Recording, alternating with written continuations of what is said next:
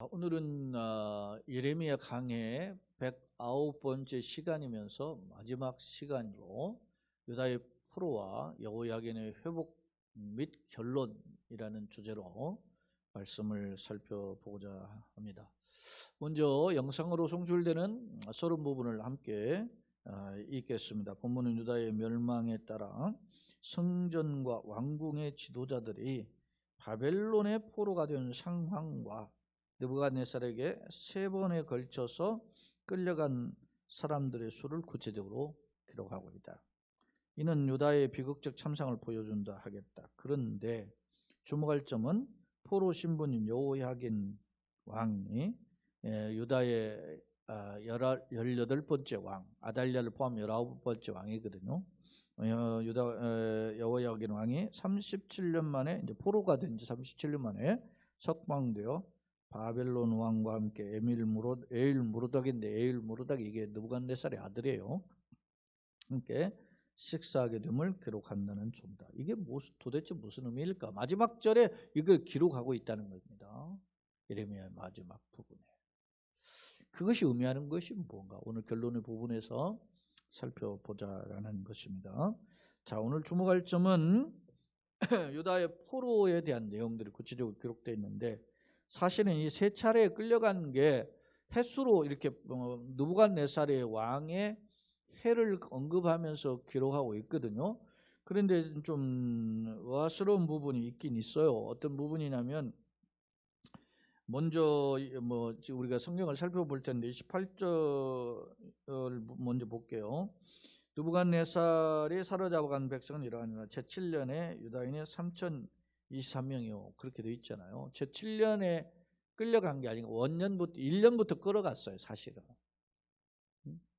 그게 바벨론 1차 포로예요. 이 제7년에 끌려간 것은 사실 바벨론 2차 포로입니다.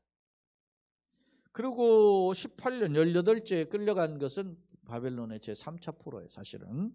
29절에 18째. 이게 기원전 586년이거든요. 이게 이스라엘 완전히 멸망하죠. 이때 끌려가는 사람이 3차 포로인데, 주목할 점은 뒤에 30절에 보면 23년에도 끌어갔다. 이때는 정확한 기록이 없어요, 사실은.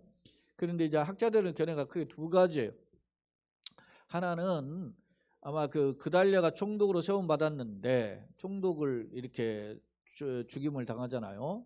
그렇기 때문에 그의 보복으로 아마 바벨론 군대가 와서 이런 부분에 대해서 더 남은 잔병들을 이제 초토화시키고 또 끌어갔다, 이런 주장이 있고, 또 하나는 어찌됐든 끊임없이 이 유다에 남은 사람들이 비류들이 남았지만 그래도 독립운동하면서 이렇게 바벨론의 심기를 건드려서 이렇게 또다시 끌려갔다 한 주장이 있어요. 이건 정확하지는 않지만 그런 학설입니다.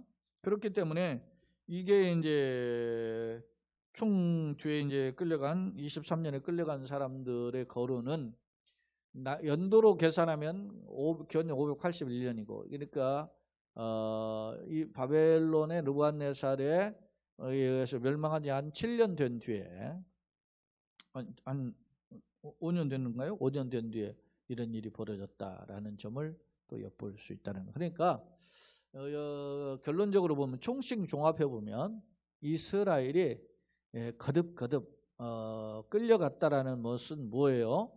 하나님의 경고죠. 하나님의 경고를 무시해서 결국은 불순종으로 인해서 이렇게 된 결과였다라는 것이고, 그것도 한 번도 아니고 2번도 3번 이렇게 계속되고, 엄밀히 말하면 581년까지 하면 4차 포로까지 될 수 있는 거예요. 이렇게 따지면 그야말로 북한국은 이미 망한 지가 40여 년 됐고, 이미 남한국이 남았는데 남한국이 완전히 초토화됐다라는 것입니다.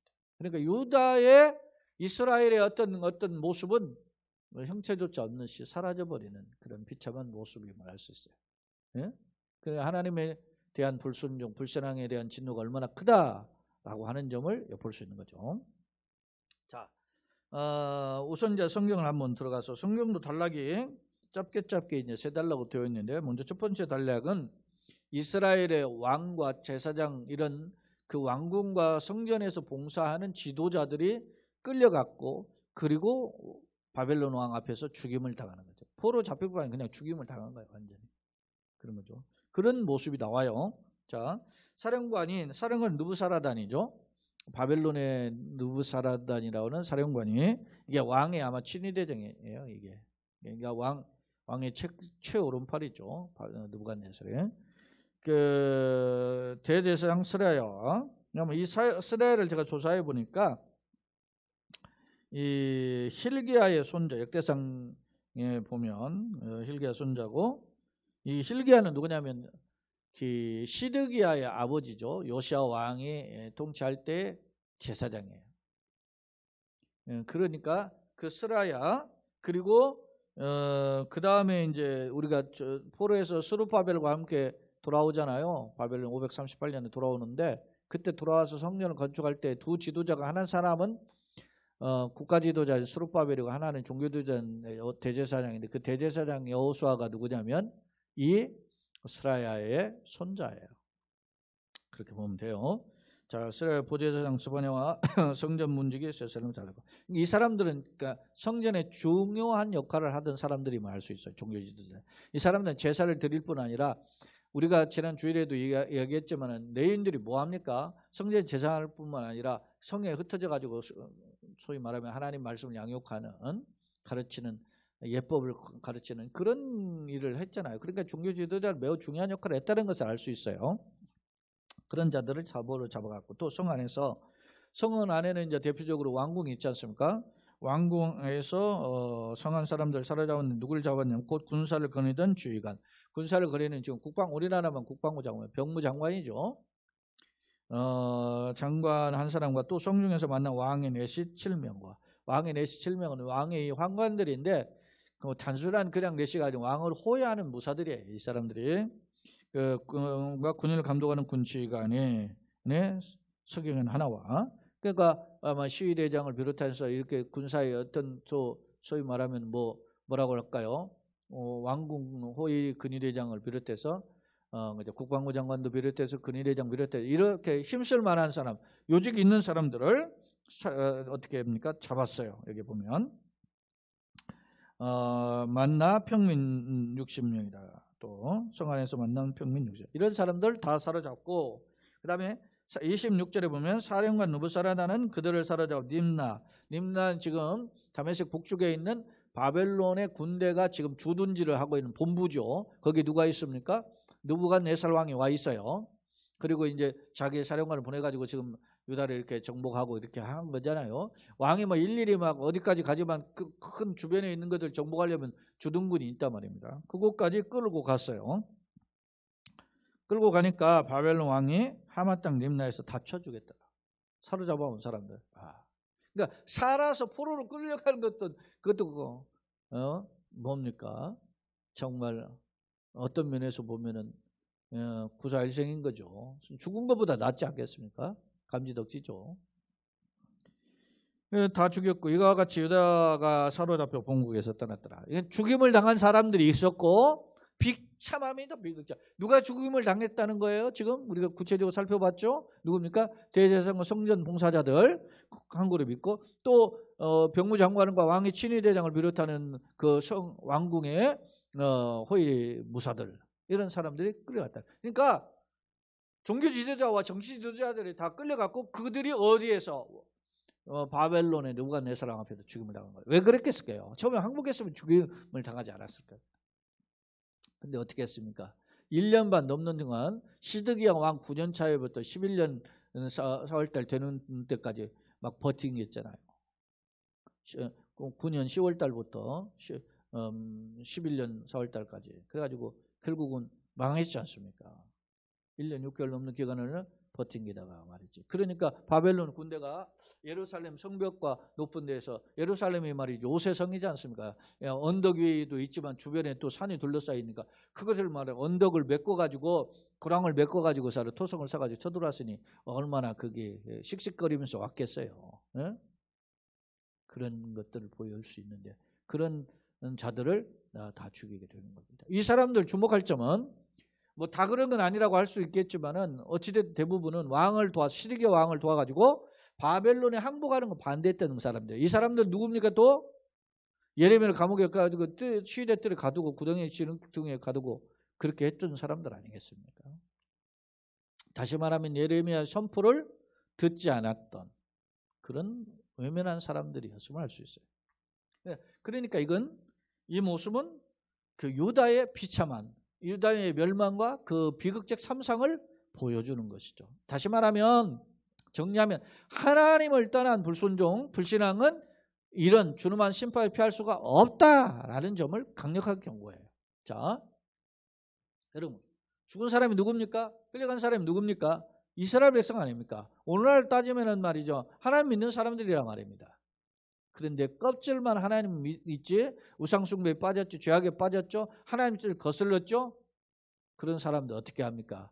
하나님 주름한 심판을 피할 수가 없는 거죠. 오늘날도 예수님 말씀을 우리는 다시 한번 상기해 보아야 돼요. 마태복음 7장에 나더러 주여 주여 하는 자마다 하는 자에게 주님 뭐라고 하죠? 이 불법을 행하는 자들 내게서 떠나가라. 내가 너희를 도무지 알지 못하느냐. 그때 그 사람들이 말합니다. 주여, 우리가 주의 이름으로 귀신을 쫓고 병든 자 고치고 능력을 행하지 않았습니까? 이렇게 이야기해요. 왜 우리를 모르십니까? 그러나 주님은 불법을 행하는 내게서 떠나가라. 그러면서 그들의 열매를 그들을 알린다 그랬어요. 사람 종도 늑두죠. 콩 심은데 콩과 팥 심은데 팥 나는 거, 무엇을 심든 그대로 거두는 거예요. 콩을 심었는데 팥이 날 수가 없잖아요. 그러니까 주님이 심판단을 책망하시는 까닭은 뭡니까? 껍질로 죄가 아니라는 거죠. 표리 보던 겉과 속이 다른 그런 어떤 신앙의 일치가 이루어지지 않는 그런 삶에 대한 하나님의 주름한 책망, 경고 아니겠습니까? 그런 모습이 오늘 이 바벨론을 통해서 이스라엘이 멸망하는 과정 속에서 엿볼 수 있는 장면임을 오늘 우리가 이 본문을 통해서 발견하게 된다는 점입니다. 그러니까 우리가 무엇을 우리가 깨닫게 돼요? 그렇습니다. 형식적인 신앙, 껍질적인 신앙, 외형만 자랑하는 그런 신앙에 대해서는 하나님 앞에 다시금 돌아보는 그런 어떤 자기 반성의 계기가 되는 거죠. 왜냐하면 예수님도 화 있을진저 외식하는 서기관 바리새인들이 이야기했잖아요. 그 사람들이 누구였습니까? 외식하는 서기관 바리새인들이 당대 예수님 시대에 자타가 공연하는 말이 경건주의 1등이에요. 자타, 자신과 타인, 자신도 나뭐 경건 생활 잘한다 생각하고 타인들도 그렇게 인정해요. 바리새인들을. 그러나 예수님의 눈에는 어떻게 해요? 외식하는 자래요. 그래서 화 있을 전 책망하는 거죠. 응? 너희가 말이지 뭡니까? 예수님 그런 말씀 하셨잖아요. 박하와 회양과 근체, 박하, 회양, 이런 것은 뭐 작은 향료란 말입니다. 작은 뿌리란 말이에요. 근체는 뿌리 아닙니까? 그것이 11조를 드리면서도 인과 의와 신은 버렸다 그랬습니다. 도덕적으로 그렇게 참되지 못하는 거예요. 이럴 때 이런 자들을 향해서 하나님께서 예수님 책망하신 거 아닙니까? 제가 최근에도 계속 이야기하는데 우리가 세상에서는 소위 꽝 잡는 게 매다. 그 경제를 일으킬 것 같다. 뭐 저 사람 잘할 것 같다. 시원하다. 뭐 이렇게 사이다다. 이렇게 해가지고 뭐 기대를 하는 것은 세상 사람들이니까 그럴 수 있죠. 그러나 우리 기독교인들은 적어도 하나님 앞에서 보시기에 저가 표리 보던 겉과 속이 다른 사람은 아닌가를 봐야 되고 그 뱉은 말과 이면에 살아온 삶이 부도덕하고 부정직하고 하나님 기뻐하지 않는 삶인가를 분석해야 할 필요가 있다는 겁니다. 그것이 우리가 기독교인 우리 스스로를 먼저 점검해 봐야 되고 그리고 세상을 향해서도 그러면 안 된다 이야기하는 거예요. 그렇게 하면 안 된다고 이야기할 거 아닙니까? 제가 그 전에 주일 예배 때 소개했었지 않습니까? 처음 말씀을 시작할 때 어떻게 했어요? 어느 젊은이가 이제 사형수로 심판을 받게 됐는데 마지막 소원이 뭐냐? 집행관이 물어보니까 공개 처형을 하는데 어머니를 보고 싶다 그러는 겁니다. 어머니를 모셔오니까 어머니 귀를 확 물어뜯었잖아요. 그러니까 사람들이 말이지 저놈이 죽으면서까지 말이지 어머니 귀를 물어뜯은 패러라다 이렇게 이야기하잖아요. 그때 야 젊은이가 외쳤다는 거 아닙니까? 어머니 어렸을 때 제가 무슨 일을 하든 다 잘한다 칭찬해서 남의 집에 가서 누굴 때리고 하고 또 잘한다 우리 아들 힘이 세네 아우 장군감이다 이렇게 남의 집에서 뭘 훔쳐오면 말이지 우리 아들 말이지 어디서 나왔는지 물어보지도 않고 말이지 야 능력 있다고 이렇게 이야기해가지고 자기가 바른 길을 걷지 못했습니다. 이게 이솝우화에 나오는 이야기라고 제가 소개한 거잖아요. 저는 이걸 우리 어머님한테 들었어요. 사랑해요 여러분. 동서고금 막론하고 바른 길, 올바른 길, 건강한 삶의 방향성은 있는 거예요. 신불신간을 막론하고. 하물며 하나님 믿는 우리 성도가 올바른 길을 걸어가는 것이 얼마나 중요하겠습니까? 그런데 이스라엘 이 백성들 24절로 지금 우리가 살펴봤죠. 27절까지 나타나는 이스라엘 백성들의 종교대들과 왕궁과 군사 지도자들이 다 이렇게 끌려가고 오히려 죽임을 당했다. 왜 그랬습니까? 하나님을 떠난 자들의 비참한 말로가 무엇인지를 똑똑히 보여주는 거예요. 자, 두 번째로 28절로 30절에 앞서 제가 느부갓네살의 세 번에 걸쳐 끌려가는 것은 사실 바벨론 1차 포로, 2차 포로, 3차 포로가 있는데 그게 1차 포로는 605년에 1차 포로가 있어요. 그리고 그 다음에 597년에 2차 포로인데 오늘 본문은 이게 느부갓네살의 7년에 3023명 끌려갔다. 이게 사실은 2차 포로인데 이 첫 번에 거론하고 있어요. 이게 597년인데 이때 누가 끌려갔냐면 여호야긴 왕이 끌려갔어요. 이때 597년에 여호야긴 왕이. 근데 성경에 보면 열왕기하에서는 여호야긴 왕이 18세의 왕이 되어가지고 석 달을 치료하다가 바벨론의 느부갓네살에 끌려갔다 이렇게 이야기. 역대하 36장에 보면은 이 여호야긴 왕이 8살의 왕이 되어가지고 그 석 달 열을 통치하다가 끌려갔다 이렇게 표현하고 있거든요. 그러니까 18살이 받는지 8살이 받는지 옥시각시하는데 학자들의 견해는 뭐 18살로 이렇게 이해하는 경우가 더 많아요. 근데 어찌됐든 그가 끌려갔어요. 18살에 끌려가지고 37년 만에 회복이 돼서 55살까지 어떤 감옥에 있다가 풀려난 거죠. 근데 그때 끌려간 때가 바벨론은 사실 2차 포로예요. 2차 포로에 끌려간 사람이 누구라고? 에스겔이란 말이에요. 에스겔 선지. 우리가 이제 뒤에 이제 살펴보겠죠. 예레미야가 다음에 이제 에스겔이니까 에스겔이 포로 중에서 환상에 본 거 아닙니까? 그리고 그 전에 끌려간 사람, 그 약 한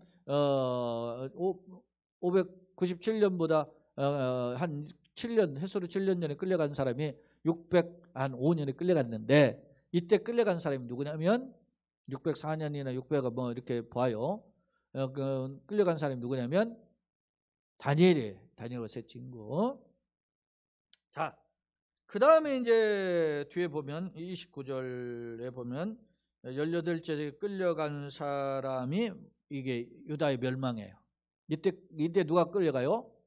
시드기야 왕이 자기 앞에서 보는 앞에서 왕자들이 죽임을 당하는 걸 보고 두 눈이 뽑히고 그리고 노사슬로 끌려가지고 묶여가지고 끌려갔다는 거죠. 질질질질 끌려갔어요. 그리고 거기서 죽어요. 바벨론에서 비참하게 시드기야 왕이. 그러니까 얼마나 바벨론 왕을 소위 말해 세상 말로 열받게 했는지를 알 수 있어요. 1년 반 동안 전쟁을 한 나라, 이 조그만 나라를 정복하려고 하는데 얼마나 저항이 컸으면 1년 반 동안 그렇게 전쟁했겠느냐. 다른 나라는 그냥 한 번에 쑥대밭 됐는데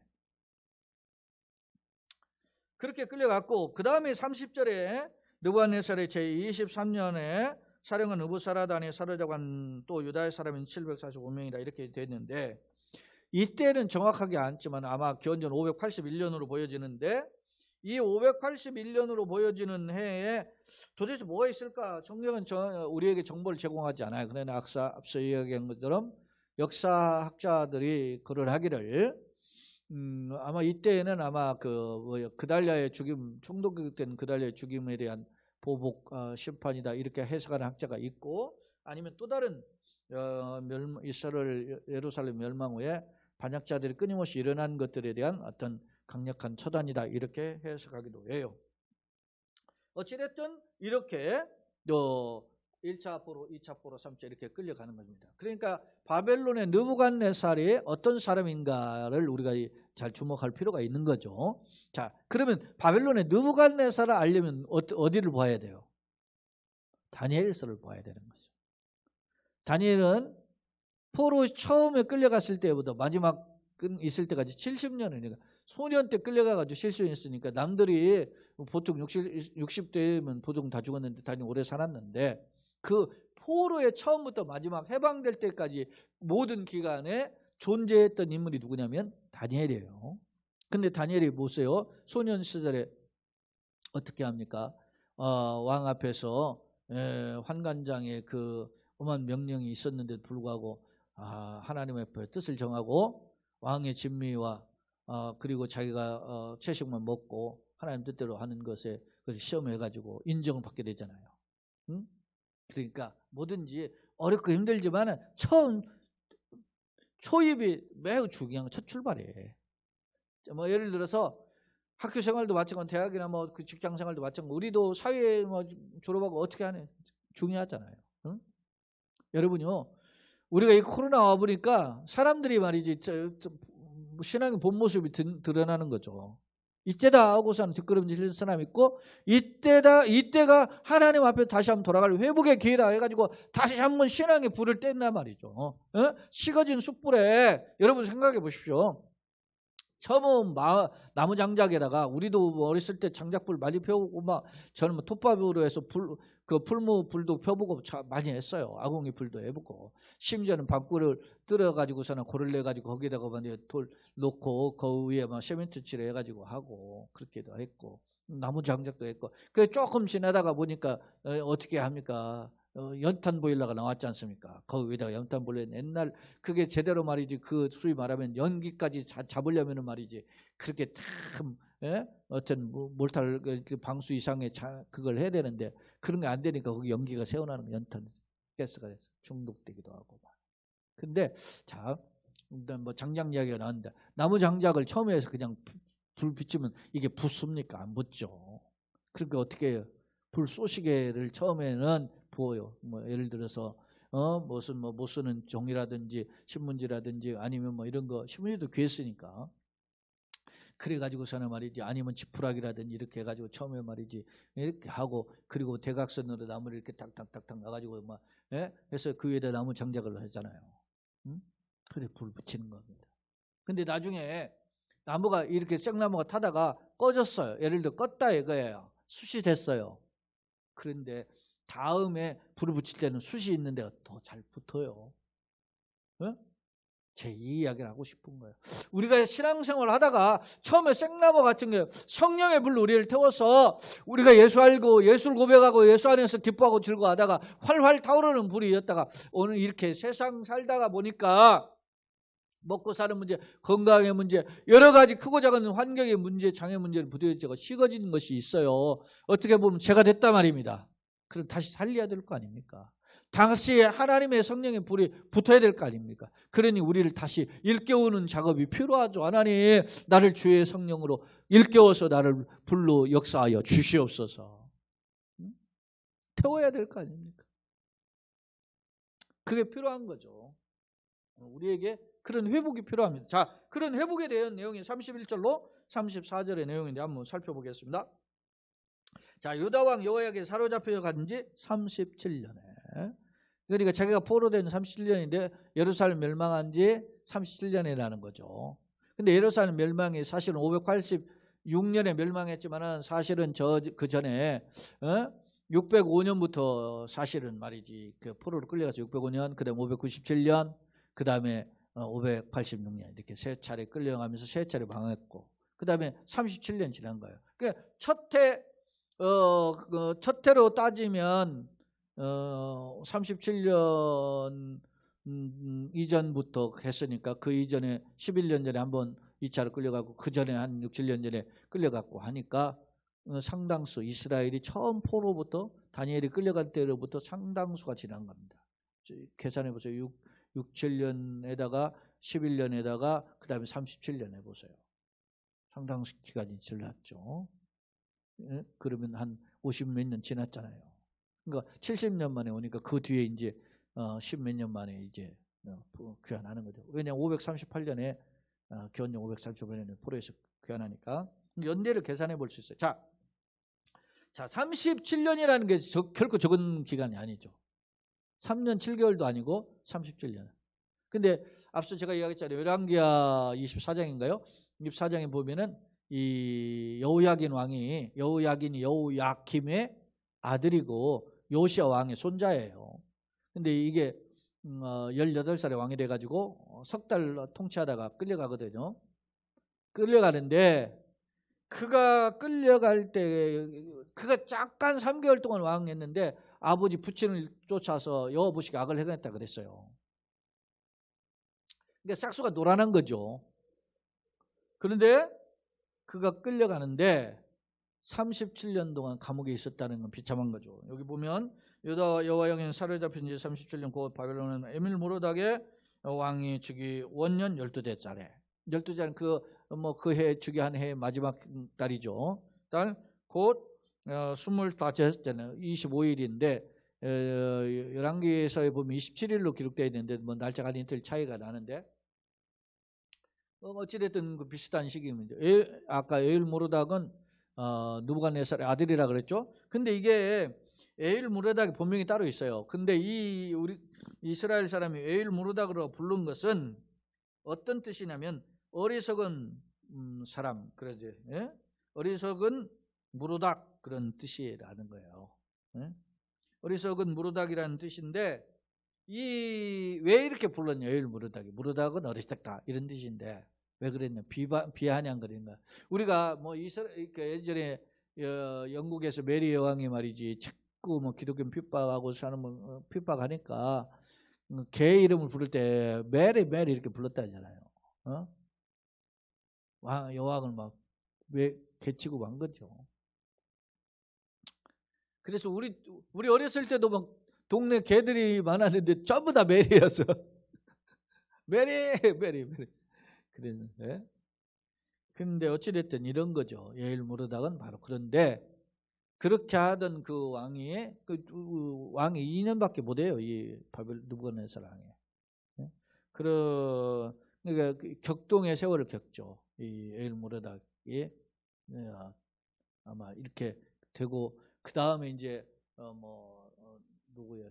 처남 이렇게 하다가 그가 왕이 된 뒤에 아들인 누굽니까? 벨사살이 아버지가 저기 또 이렇게 원정 떠났을 때 술잔치 파티 하다가 다니엘서 보면은 교만해가지고서나 말이지 하다가 갑자기 나타난 전신이 말이지 벌벌 떨고 그리고서는 그의 뜻을 다니엘이 해석하지 않습니까? 왕의 겨울에 달아왔더니 함량 미달에 메네메네 대게를 구발하시네 가지고 그래서 그날 밤에 해석한 날 그날 밤에 이 벨사살이 죽임을 당한단 말입니다. 그 벨사살이 죽는 해가 바벨론의 멸망이에요. 그리고 바벨론 멸망시킨 나라가 메대와 페르시아의 연합국이 멸망시켰는데 그 메대와 페르시아는 메대 왕이 다리오고 페르시아는 고레스인데 다리오가 고레스의 장인이에요. 그 두 나라가 합병해요. 합병하고 페르시아의 왕이 초대 왕인 고레스가 이스라엘 백성들을 너네들 또는 고향을 돌아가라 성전에 건축하라 이렇게 조서를 내려서 돌아오게 하잖아요. 그 역사의 흐름을 보면 이런데 자 에일모르닥이 무슨 뜻인지는 모르지만은 사로잡혀가 있던 왕 여호야긴을 풀어준 거예요. 그리고 여러 나라를 정복해가지고 포로로 잡았으니까 그 포로로 잡은 왕들 중에서 어떻게 해요?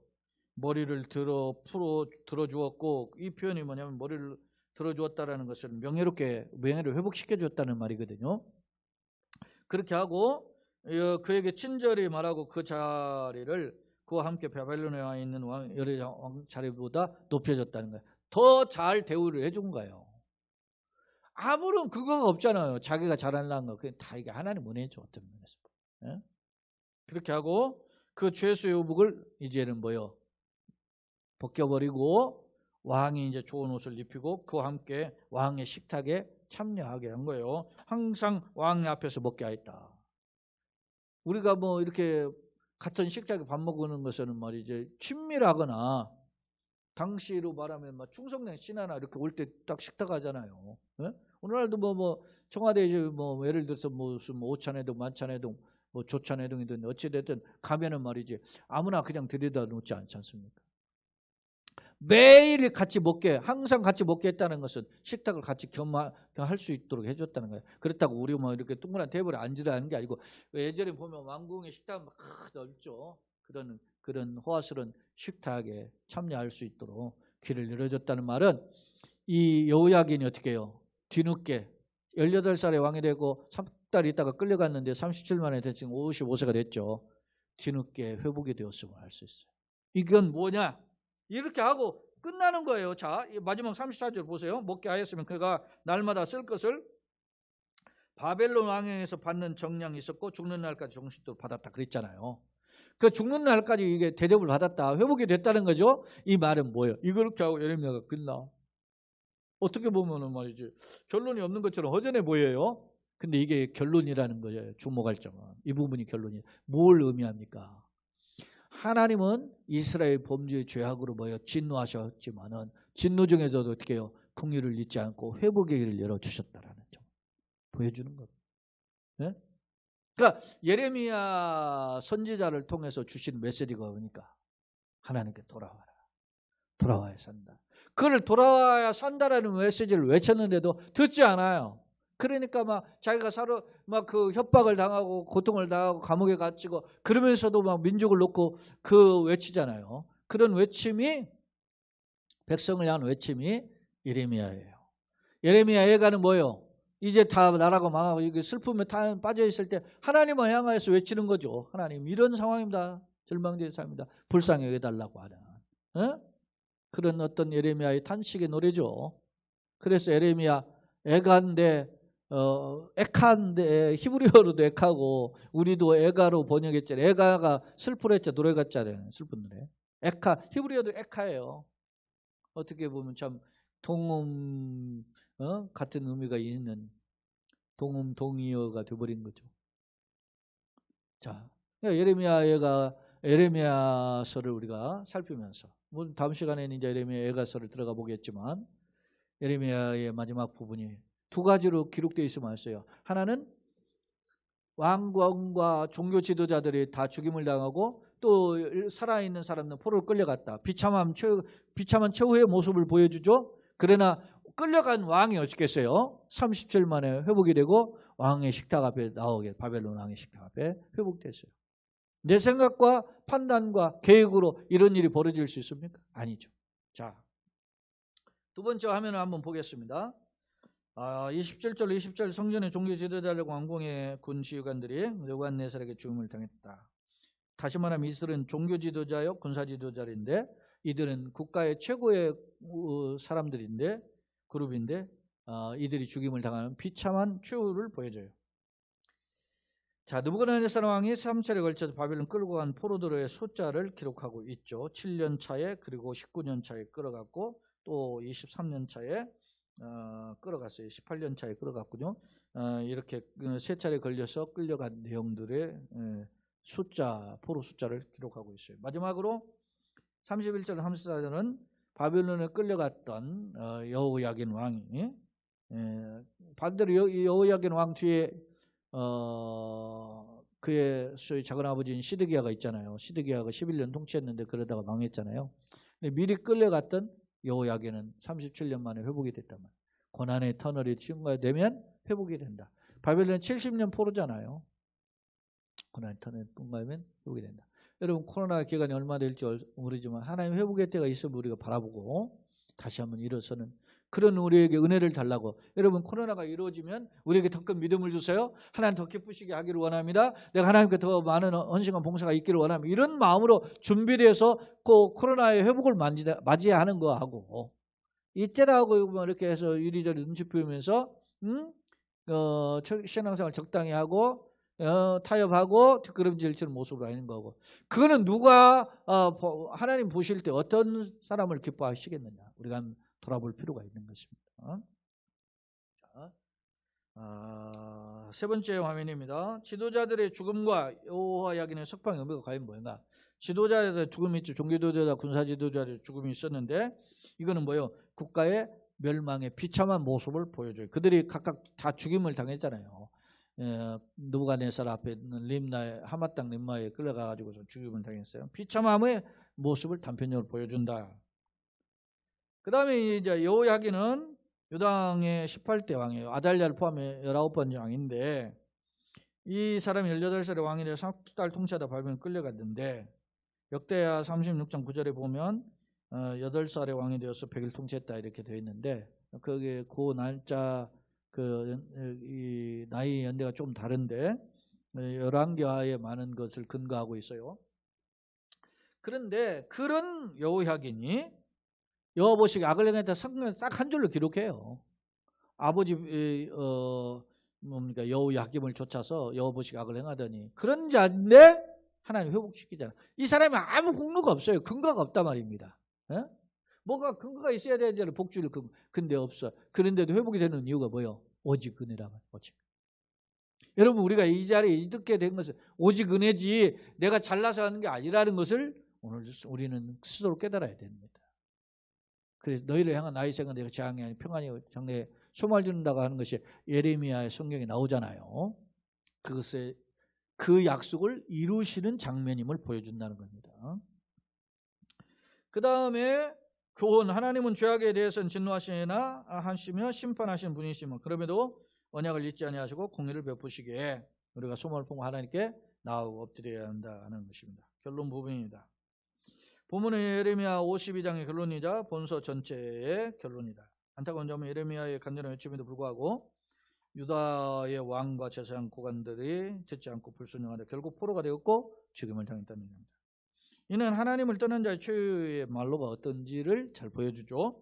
주목할 점은 예레미야 52장 마지막 31절로 34절인데 이때 여호야긴 왕이 회복됨, 석방되고 회복됨을 기록하는데 이는 진노 중에도 그를 잊지 아니하시는 하나님의 언약을 보여줘요. 37년 만에 회복되잖아요. 그러니까 우리가 하나님이 정한 때가 있으면 알 수 있어요. 우리가 하박국 지금 5회배 때도 제가 이야기했잖아요. 하박국 3장 2절에 우리가 부흥이라는 찬양을 하는데 그걸 근거했지 않습니까? 하나님 정한 때가 있단 말이에요. 그때를 착 기다리는 것 매우 중요하다는 것을 보여줘요. 그렇다면 내 모습은 어떤가? 비록 연약하고 냄새나는 존재이나 그럼에도 소망이 있으면 하나님의 약속이 여전히 어떻게 해요? 요요합니다. 때문에 썩어질 껍질만을 자랑하는 이 시대, 어리석은 걸 추구하는 이 시대에 우리는 생명의 약속이신 하나님의 말씀 붙잡고 영원히 변함이 없는 하나님의 사랑에 붙들려서 단대히 나아가서 이 땅에서 일당천하며 승리하는 축복의 성도, 가정, 교회 되시고 우리의 걸음 되기를 특히 이 겨울철에 열매와 유종의 미를 거두는 교회 가정 성도 되기를 예수님의 이름으로 축원합니다. 아멘.